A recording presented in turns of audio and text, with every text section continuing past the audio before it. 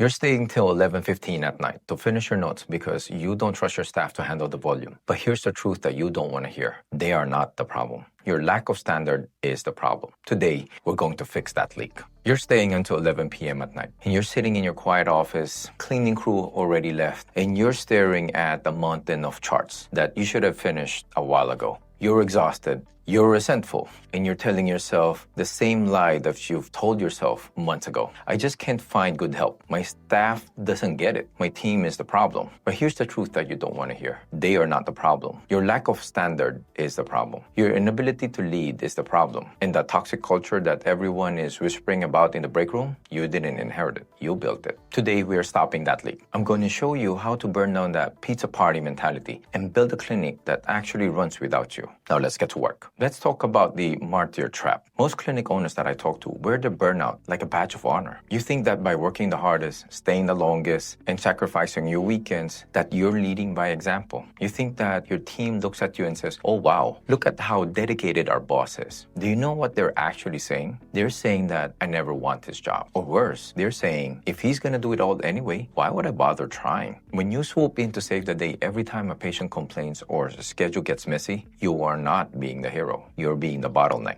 You're creating a culture of dependency. By refusing to let go, you strip your team of their agency. High performers or A players will leave a place where they're not trusted. They don't want a boss who hovers over their shoulder. They want a mission that they can own. If you give them a job with no authority, then they will give you the bare minimum until they find a better offer from someone who actually trusts them. So ask yourself, are you a leader or are you just a highly paid babysitter? Because if you're the only one who can solve the problem in your clinic, then you don't have a business. You have a very expensive and very stressful hobby. There's a famous concept in criminology called the broken window theory. It suggests that if a building has a broken window that stays unfixed, people walking by will assume that no one cares. Eventually, they'll all start breaking the other windows. Then they'll start the fires. Your clinic has broken windows. Maybe it's your receptionist who shows up 5 minutes late every day. Maybe it's a clinician whose notes are always a week behind. Maybe it's just the fact that your break room looks like a disaster zone. You see these things, but you walk past them every single day. And you don't say anything because you're too busy, or you don't want the drama, or you're afraid that if you call them out and leave you even more short-handed. But here's the reality in leadership. Culture isn't what you say in your quarterly meetings. Culture is the lowest behavior you're willing to tolerate. If you have a broken window that you don't address immediately, you have just told the rest of your staff that mediocrity is the new standard. The A players, the one who actually cares about excellence, they're watching you. When they see you tolerate C player behavior, they lose respect for you and they stop trying, or they start looking for the exit. You are not being nice by avoiding confrontation. You're being weak. And a weak leader is the primary ingredient in a toxic culture. No one wants to follow a weak leader. So how do we fix it? It's not about offering more perks. It's not about offering a better health plan or a coffee machine. It's about 3 non-negotiable pillars. Pillar number 1, radical clarity. Does every single person in your clinic know exactly what winning looked like in the role? Not do a good job, but what are the 3 metrics that prove I succeeded today? If they don't know the score of the game, they're not going to play to win. That lack of clarity creates anxiety, and anxiety creates toxicity. If you find this video helpful, I invite you to subscribe to my channel. Pillar number 2, extreme ownership. This starts at the top. When a mistake happens, a manager looks out the window to find someone to blame. A leader looks in the mirror. Stop blaming the economy or the labor market or the Gen Z work ethic. If your team is failing, it's because your system allowed them to fail. Own it, fix the system, and move on. Pillar number 3, the exit door.